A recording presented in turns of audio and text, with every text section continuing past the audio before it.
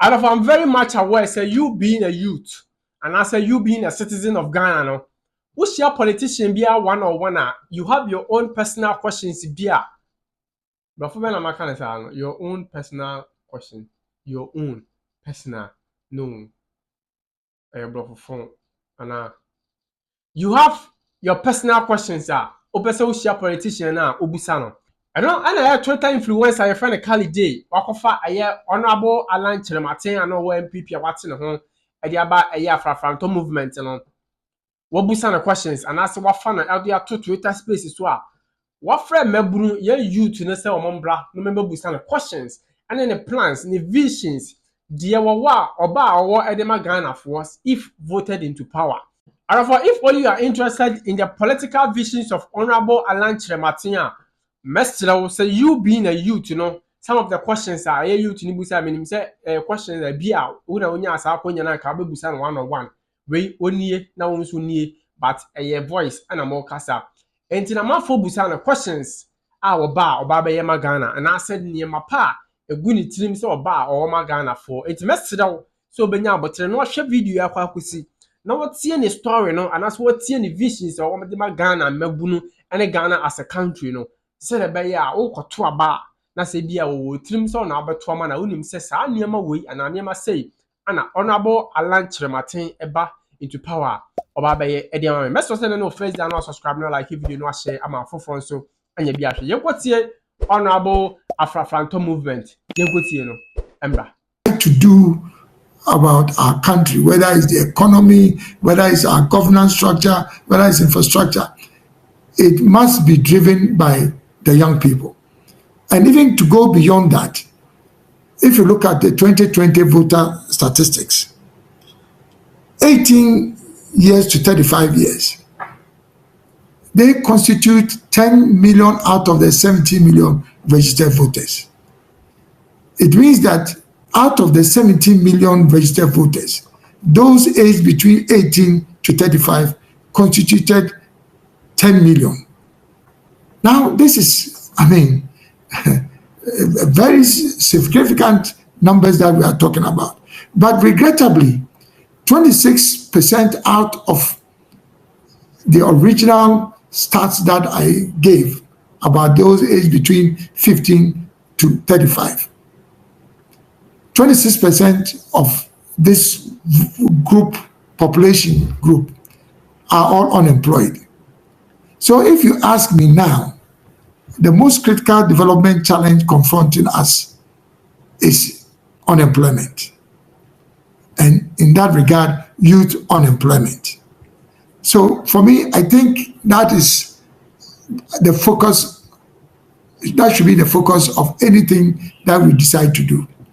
However, for you to deal with youth unemployment, we have to go back to one fundamental requirement, which is fixing our economy and building a strong, resilient growth. Now, if we don't have a strong, transformed economy, we cannot deal with youth unemployment. So again, the two things that I want us to really focus on is how do we fix our economy? And on the back of that, how do we get our young people employed? The other thing that I think it's important is that within that context, how do we transform our governance architecture? And then also the mindset and attitudinal or the behavior and mindset of Ghanaians. So we have to deal with the economy. Once we deal with the economy, we'll deal with unemployment.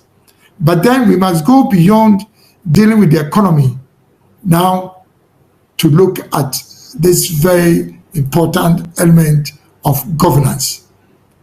We need serious constitutional reforms if we want to reform our governance architecture.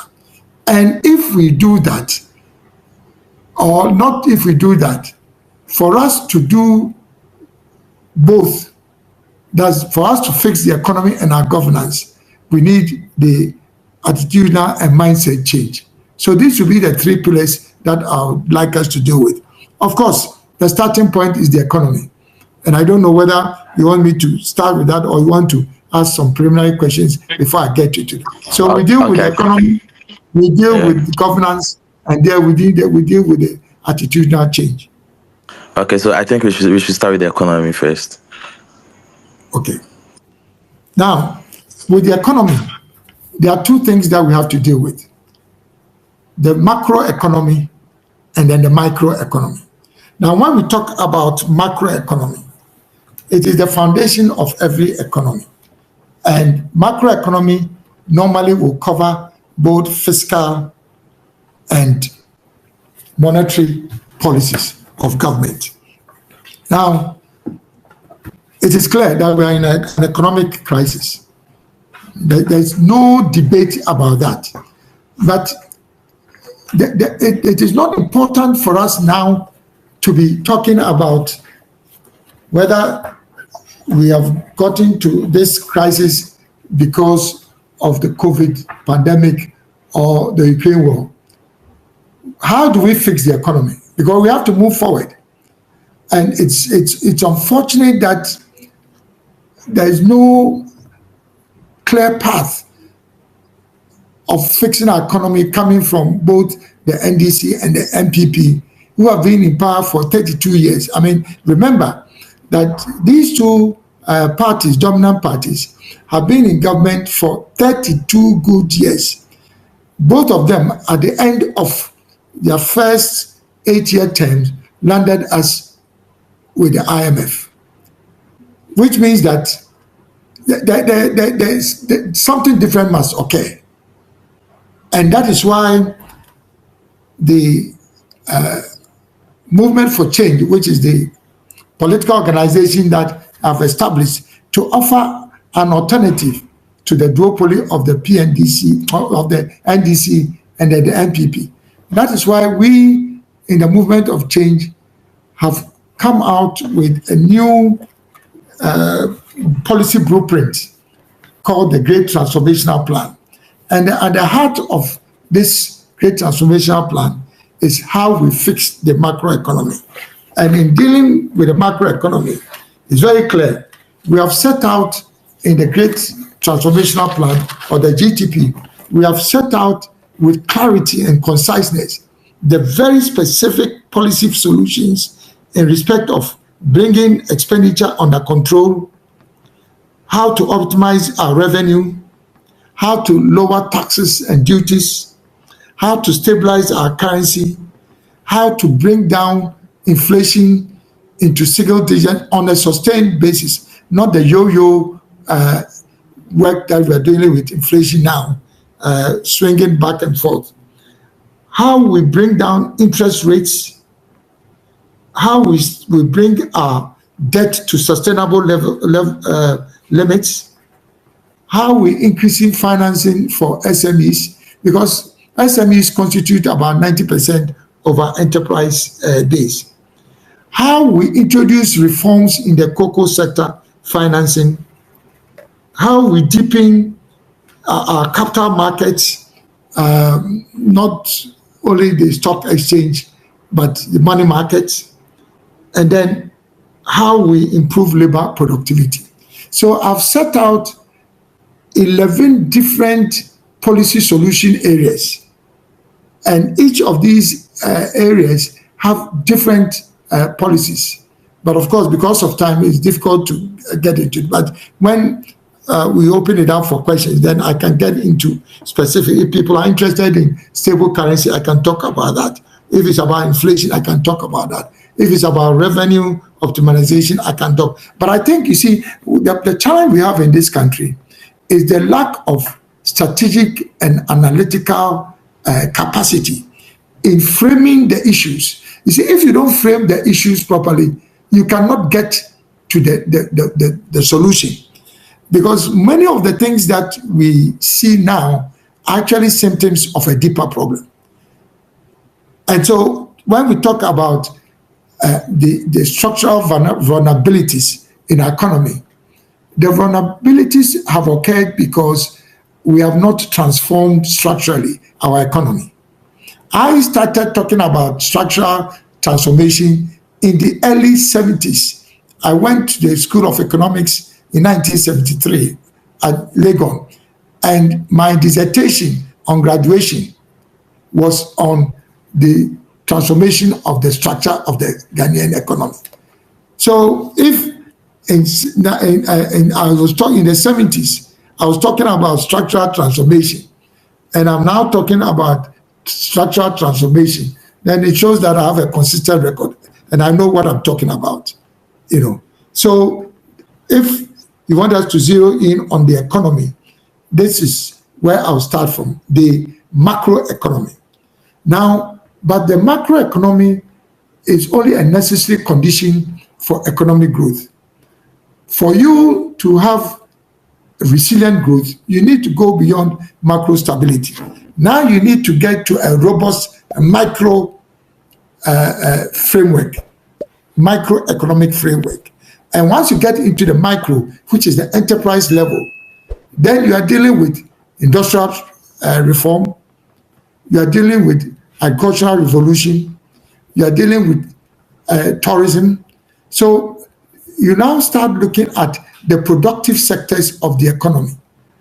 Now, it's the productive sectors of the economy that will create the revenue base, which allows us to stabilize our currency, control debt, and all those things. So they are all interrelated.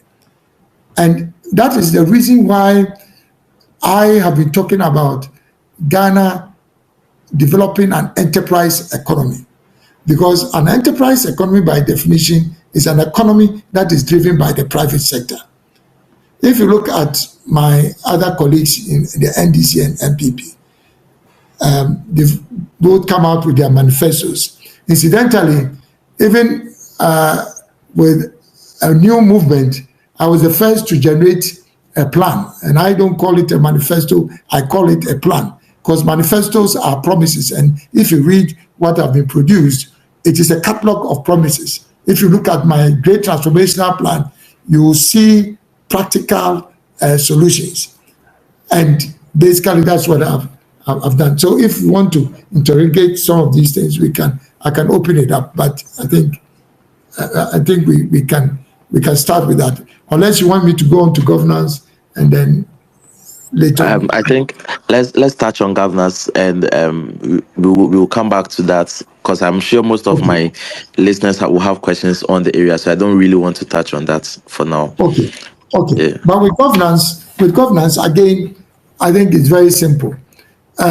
We have a governance architecture right now that is focused on political parties. And it's unfortunate, as I said, our duopoly of the NPP and NDC have created a number of what I would say negative and unconstructive effects on our nation. Number one, because of the duopoly, we have this winner takes all syndrome, that once one party gets into power, it's either you are part of that party or there's no opportunity for you to get into government, which is unfortunate.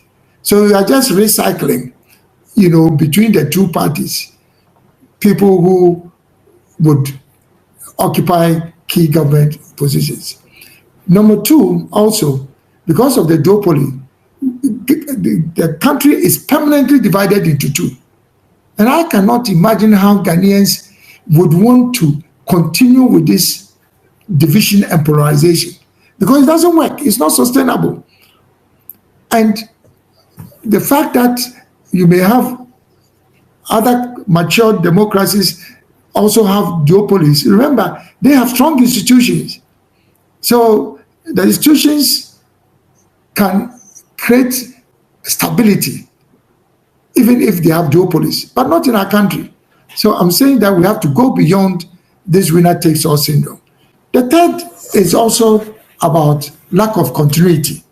of government projects.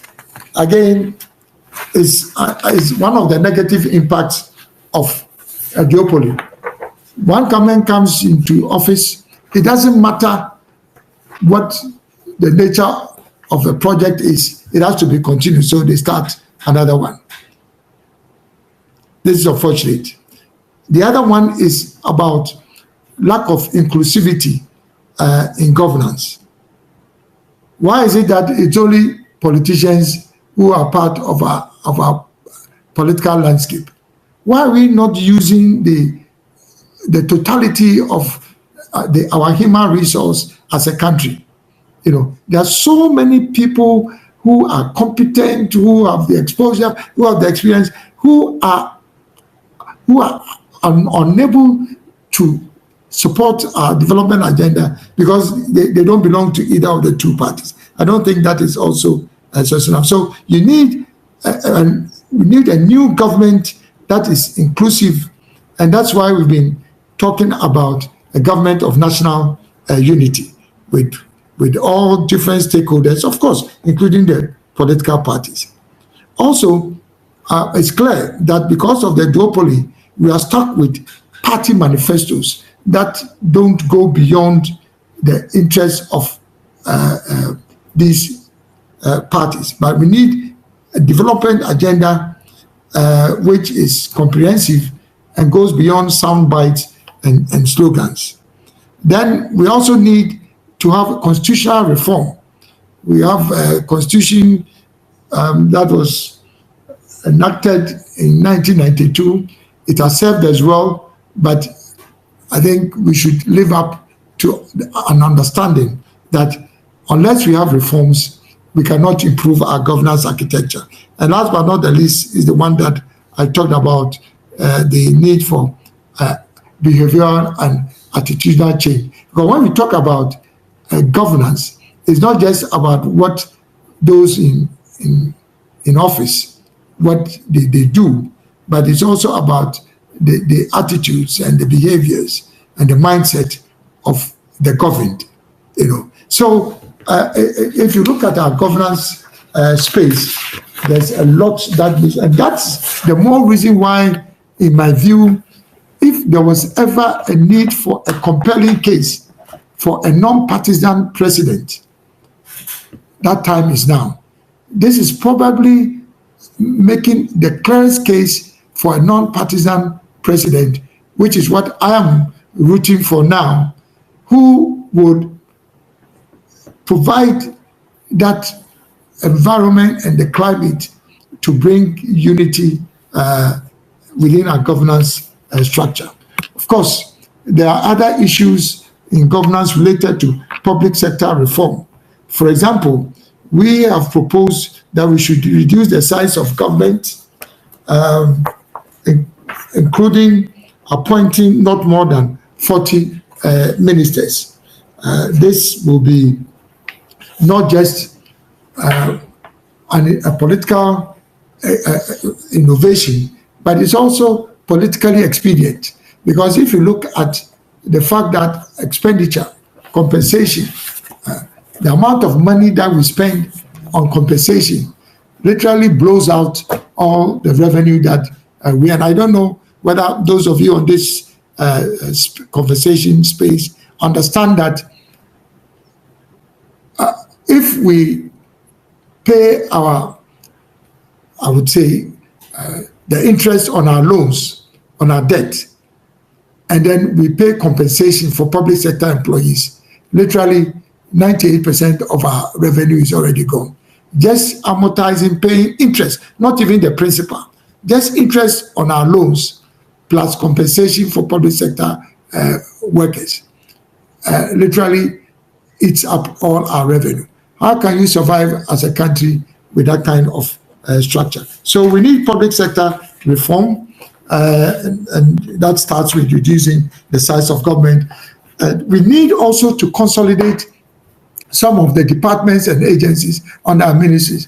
How can we have almost like 10 agencies, different agencies under the Ministry of Energy? You have National Petroleum Authority, you have you have Petroleum Commission, you have GNPC, you have BOST, you have all kinds of Energy Commission. So by consolidating all these departments and agencies which have overlapping mandates, we are going to save a lot of money. And that is what public sector reform also involves. Of course, there's the need also to have a greater control over executive action. I mean, there's too much power vested in the president, and the fact that the president appoints the leaders or the heads of independent constitutional bodies, that in itself undermines the independence of these constitutional bodies. How can the president appoint, let's say, an electoral commissioner and not have the weight of that oversight hanging over the head of, let's say, the electoral commissioner? And this is not just about an MPP president. I'm now talking about constitutional reform. It goes beyond the MPP. The Council of State, for example, basically has very little power in terms of providing even just advice to the president. So we have made proposals for the introduction, for the abolition of the Council of State and introducing a second chamber of parliament, which will now be the real oversight over executive action, including being the ones who would appoint or approve the nomination for heads of independent constitutional bodies, like Shraj, like Yoko, and all these other constitutional bodies. Of course, some of them would even have to be made. But the other area that I'd like us to look at is corruption. Again, right now we have two dominant parties who are competing among themselves as to which one is more corrupt, with accusations and counter accusations. The very fact that the corruption record of both governments has become a major subject of public scrutiny in itself is a justification that we ought not to continue either of the two parties in power. We definitely did, and have made far-reaching and fundamental proposals in dealing with corruption. Of course, apart from providing personal leadership, I've also proposed that we should consolidate the provisions in existing legislation relating to corruption, those under the Office of the Special Prosecutor, those provisions under Yoko law, those under Shiraj. We should consolidate all those corruption-related provisions into one enabling corruption legislation that properly defines corruption and also appoints an independent anti-corruption czar. I'm calling that person an anti-corruption czar. And that overlord would not depend on the delegated prosecutorial authority of the Attorney General, which is what limits his power now. But he would have independent prosecutorial authority outside that of the Attorney General. But all these would have to come to through constitutional reforms, right? Yes, all this will have to come through constitution. So, Kali, there are many of these governance issues that I could talk about, but obviously, I think we should also allow some questions. Yeah, and then of course, once we have that level of independence for an anti-corruption czar, then you can have an anti-corruption overlord who would be in a position even to prosecute the president. I think these are wonderful ideas, and personally, I'm actually enjoying the conversation. I'm really getting some new insights and all that. So we'll pick a few questions from the listeners. Then I think we'll come back and continue the conversation. So Alvin and Backyard, I think this is where I leave you guys to actually pick their questions, their listeners, so that we set the ball rolling. Okay, all right. Good evening, ladies and gentlemen. Good evening, Sir Alan Kyeremanteng. Thank you very much for the opportunity. Good evening. Right, so we'll kickstart with our question and solutions. Can we have Long Life and Hubert start with the question asked, and also real quick for us? Thank you very much. Long Life, let's go. Okay, thank you very much for the opportunity once again. I would like to ask Honorable that since when he was talking about corruption, so I'm asking him, since when did he realize that the NPP is corrupt, and what did he do at that time to control the corruption of the NPP? Thank you. I think we should take like 5 questions and answer, or what is your standard practice in Right, this? Yeah, we can do that. Right. Either three or questions. I think 3 questions will be perfect. We can have Yeah, 3 3 people questions. ask a question and say Alan will answer for us. I think that would be perfect. Thank you very much. So can we have the lady, the one with the E? E, can you ask the question, please? Hello. Can you hear Hello, me? we can hear you. Okay. Good evening. Loud and clear. Good evening, everyone, and good evening, Honorable Kyeremanteng. I actually appreciate the work you've done. Good Can you hear me? Okay. Oh, I can hear you. Okay. Yes, please Actually, carry I on. appreciate the work you've done with the trade ministry, but I think you were part of the economic management team. I wanted to find out if there were some lapses, or were they not giving you enough chance to implement the policies that you have, the good policies that you have. Thank you. All right, thank you very much. Can we have Sir Benjamin, please? Good evening, Alan. For the full disclosure, I am your in-law through Leslie Bond Simpson. So for full disclosure, what do you have to say? Oh, interesting. I'm Benjamin Taylor. Is this Philip or Francis? Leslie, Benjamin Taylor. Both of them are my cousins. So there you go. Oh, okay, all right, okay. When you talk about, one of the things I think we need to address is prosecutor authority. So as currently we sit, Parliament has no prosecutor authority. The AG, Auditor General, has no prosecutor authority. And the laws in Ghana is so difficult to prosecute crime. What is your approach to dealing with that? All right. Okay. Good. Can I start? Yes, please. Sir, please, can you go? Hello, I think. Yeah, the first question was in respect of corruption and whether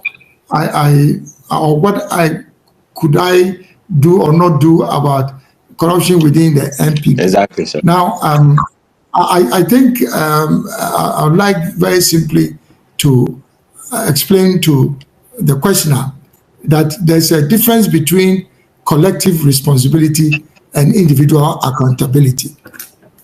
I'm repeating it. There's a difference between collective responsibility and individual accountability. Is the questioner by any means suggesting that because I was part of the government, if a member of the government is found to be corrupt or there's incidents of corruption in the country, that Alan should be held accountable or even to be asked to explain why that has gone on? Clearly, this would be unfortunate. Yes, and everybody knows within the NPP, within the country, that, and I've said this publicly, I've never been corrupt and I will never be corrupt. You know, and that's the kind of posture and disposition that I've had. You know, so going beyond that, it is unfair for somebody to say, oh, you are part of a government that is corrupt, so you are also corrupt. I don't think that is that is a fair deduction from just being part of a government. Now, EMT. The EMT is, as the name implies, is an economic management team that advises a government. Now, so the vice president is chair of the economic management team, and there are selected members of cabinet who are also members of the EMT, of which I was one. Now, I'm not sure what the question was, but yes, the EMT has been in existence, or at least, yeah, it's still in existence because the government is in its second term. But it comes back to this issue of collective responsibility and individual accountability. The fact that our economy is in crisis cannot be laid at the doorstep of a minister for trade and industry. What if you are talking about individual accountability? Find out what was the mandate or responsibility of you as a sector minister. How well did you perform your job? That is what is individual accountability. But you cannot ask me to respond to why there's galamsey, or you cannot ask me to explain why there's a doomsday, for example. So that one is individual accountability. But in the case of a vice president, the vice president and the president is one ticket.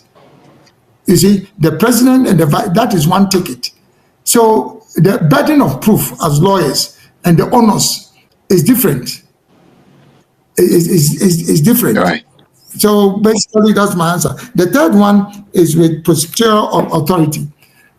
In almost every jurisdiction, the Constitution will define the locus for prosecution, and almost invariably, it will reside in the Attorney General and Minister for Justice. So there's nothing wrong with having the Attorney General, because the Attorney General is the lawyer of government, is government's main lawyer. And that's why they prosecute all criminal offenses. But then we are talking about a situation where the movement for change, for purposes of dealing with corruption, is seeking an amendment to the Constitution to limit and isolate the prosecution for corruption-related offenses and give that authority to an independent person rather than it being a delegated responsibility from the Attorney General. But that is only for corruption-related offenses. In all other cases, I believe that it is standard practice for the Attorney General to be the lead prosecutor. But if there are things that are not working, or you feel that people are getting away with murder, then for us as lawyers, it depends on the evidence that is provided by the prosecution, or in this case, by the Attorney General. Right. Because everybody is deemed to be innocent unless proved guilty. Because the burden of proof in criminal cases makes it a requirement that is the prosecution that must prove its case. Right. Thank you very much, Sir Alan. Can we have Ohene, Dela, and Akwesi, please? In that order. Okay. Yes, sir. Good evening, boss. Can we move to Dela? Yes, so okay. thank you so much yes. for... Yes, thank you so much for this opportunity. And I think I'm happy that you've taken this opportunity to also help us out as a youth. The question is, as a youth of this country, I sometimes cry and I'm not able to control myself, all because I don't see any future as a youth living in this country. And I want to know, and I want to find out from you, Honorable Alan, that do you believe or do you see any future for this country? And if the answer is yes, how long will it take for us to discover any success or to discover ourselves as a country? Comparing Ghana to any other country that we always yearn or wish to travel to. Thank you so much for the chance. Thank you, Ahine. Dela, can we have you, please? Okay. Good evening, guys, and good evening, Honorable. Please, mine is very short. Before the NPP came to power in 2017, the previous government realized that one of the reasons our CD was frequently falling was because of the heavy importation. So by then, the government was using about $620 million to import just sugar.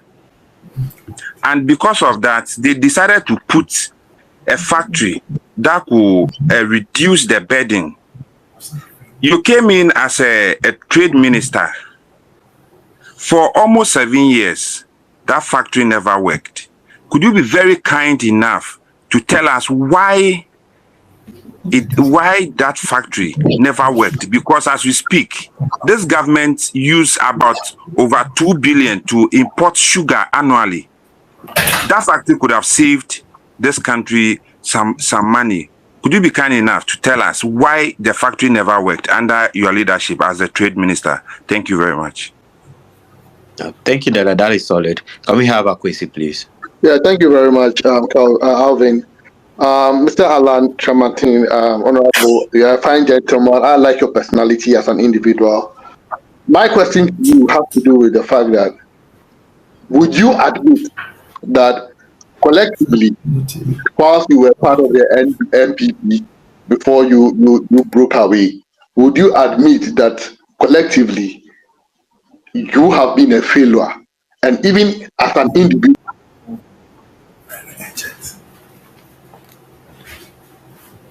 Right.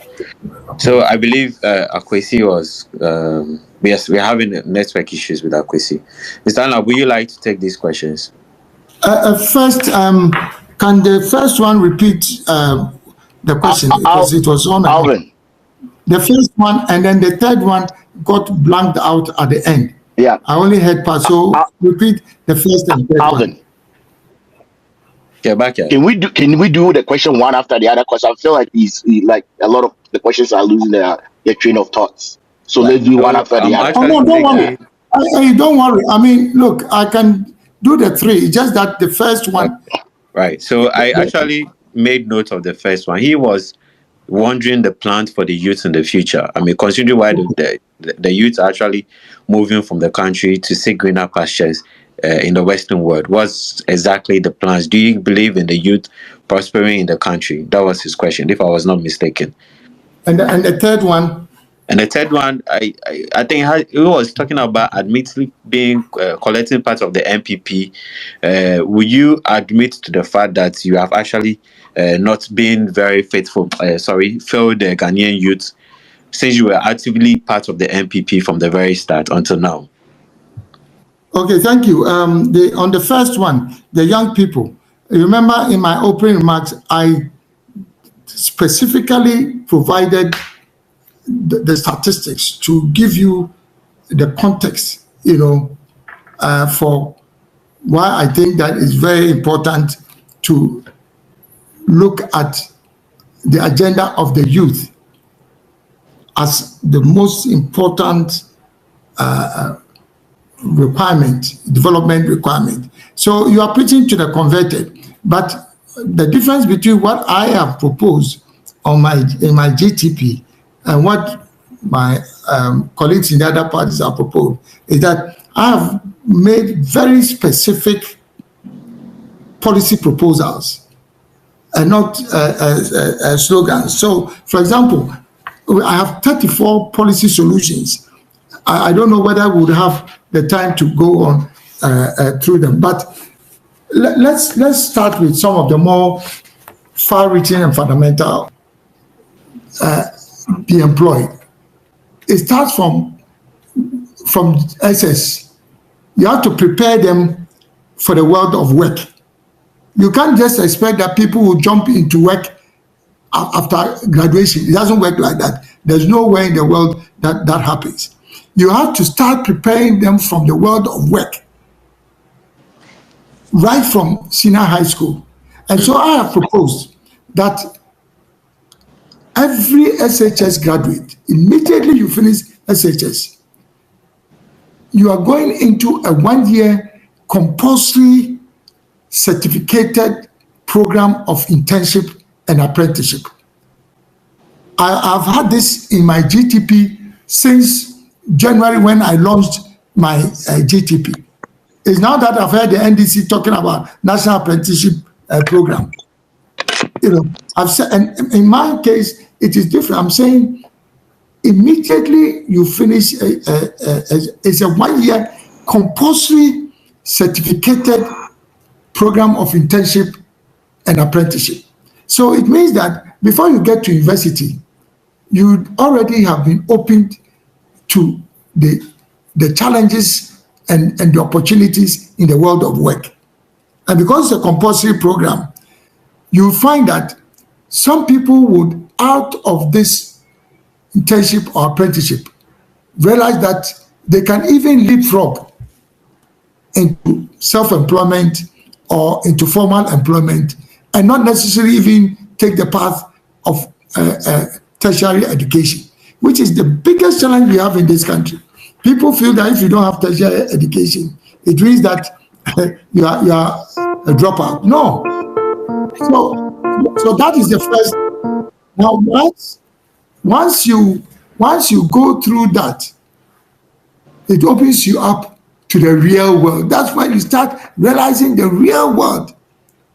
Now, once you then go into either the tertiary education, that's university, or to go through the 1 year, after the 1 year internship or apprenticeship, you're ready to start on your own. In fact, this, what I'm telling you, this phenomenon explains why people like Bill Gates and Mark Zuckerberg of Facebook and Microsoft fame, both of them actually, when they were in university, already had started their business. They couldn't have started it when they went into first year. It was the way they were open into the world of work before university. That's why I think even in the case of, because he dropped out of university, it could not be that as soon as he entered, he dropped out. So it means that his whole mental orientation was that I don't necessarily need to go to university immediately. If I'm exposed to the world of work, that gives me different options. So that's the first one. Now, once you come out of university or tertiary education, then again, there are two channels that are open to you. Either you go to 1 year military service or the security agencies, 1 year comprehensive training, which is where the mindset and attitudinal change that I was talking about, that's where you get it. And it's also to prepare you for the world of work. So either you go through that channel and you don't need any protocol, or you don't need to know any big man, as is the case now, to get into the security service. It is two channels, two parts. Either you go through that military window, or you go into actual business. Now, if you choose the military or security window, once you finish your 1 year training, you automatically are enlisted onto what is called a National Reserve Force. So this National Reserve Force is complementing the military or army force that you have, and they call upon them anytime there's a need to complement the strength of our army. And within that period, there are, a month or weeks that they will go to do this brush up. But the beauty of this is that if they decide even not to continue with their military career, they will go into the National Reserve Force after 1 year, but then it prepares them for the world of work once they go through that. Now, those who decide to go through the second channel, they now have an opportunity to do one of two things. Either they go into a program called Start Your Own Business, SYB, or they go into a national youth employment program.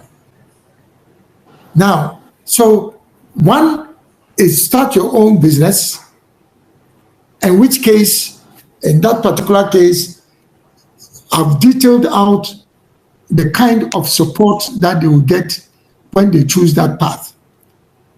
Number one, immediately you get access to what we call business resource centers and technology solution centers. There are 67 business resource centers, BRCs, which I established when I was Minister for Trade. This is first class business resource center. Remember, that's why I gave you my experience about Empretech. I've done this before. I have set up not only in Ghana, all over the world.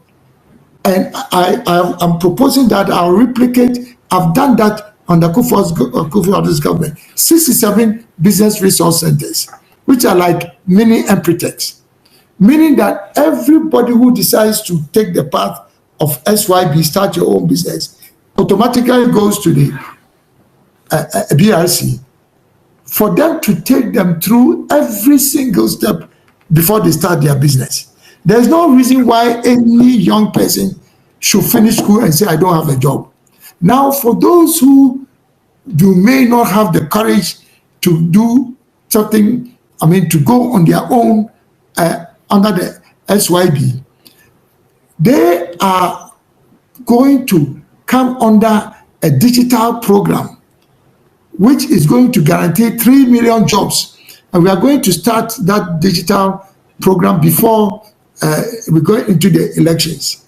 This is a new youth employment digital platform, which is going to now pool the talent of 3 million young people who will be guaranteed a job 1.5 years into an Alam presidency. Because all the projects and initiatives that have been programmed, these are top quality, high skill jobs. We will already start developing them and feeding them into these jobs. So I can guarantee that on an Alam presidency, there is no young person who will finish school, either SHS or SS, who will not have a job. And for those who can, we have what we call, currently, we have what we call, youth leadership institutes. Now, there are 11 youth leadership institutes dotted all over the country. And there are another 10, they call them youth resource centers. These are, I would say, government infrastructure, which has a lot of potential, but they are being underutilized. So we are going to renovate, recommission, retrofit all these youth leadership, because they are all over the place, so that those who are currently unemployed, as soon as Alam becomes president, we take them through those institutes and resource centers. It means that between the two, there will be 21 centers. We'll put them through that, and that is where they will get prepared for that 3 million jobs that I'm talking about. So it's not just about people who are coming into the labor market, but those who are currently unemployed. Then very quickly, there are also other areas like those who want to go into commerce. I've promoted the idea of a traders bank. Now, the traders bank is going to be the revolution for commerce in Ghana. And this is not a government bank. This is government providing the seed money for us to establish a traders bank. Look, I think somebody mentioned it. There is no way you can get access to competitive interest rates or even get funding once you walk into a formal bank. And that is why they are all informal sector SMEs they have to go through SUSU operators and things like that. So that is a serious limitation. So it is a traders bank. Do you know how many people are trading in Ghana? And this is going to be the biggest bank in the country. And of course, I mean, we also have what we call youth-owned large-scale companies. Please just make sure you understand the differences in what I'm saying. They are going to be youth-owned large-scale industrial establishments. Now, the business model underpinning this one is that you cannot have individuals alone who set up factories. If you want young people to set up factories, they may not be able to do so because they will not be attracted to the bank. So under this particular model, government would pull together groups of young people, whether skilled or unskilled, typically 50 of them, and actually help them establish a company, a commercial entity. And government will do a number of things. One, provide the seed capital for them to bring in the machinery and equipment in the specific sector that they are going into, whether it's agro processing or packaging or whatever. Now, apart from the equipment, government will also provide seed capital for working capital. Now, if you have working capital and you have your equipment, the only other thing you need is management capability. And government is supporting the establishment of what we call the Ghana Executive Service Organization. That is going to provide managerial support to these youth-owned companies. So unlike what has never happened before, you'll find that groups of young people around the country now have become major owners of companies. And because government is literally doing everything for them. But the difference is that it is not a state enterprise. There's a youth-owned company on the basis of work and pay, because the government is providing seed funding and providing everything else that they need to survive. So right. I can go on and on, but I think that I said 34 policy solutions similar to what I just talked about, and none of the other manifestos has this depth of initiatives. But maybe I can move on to the last. Yes, sir.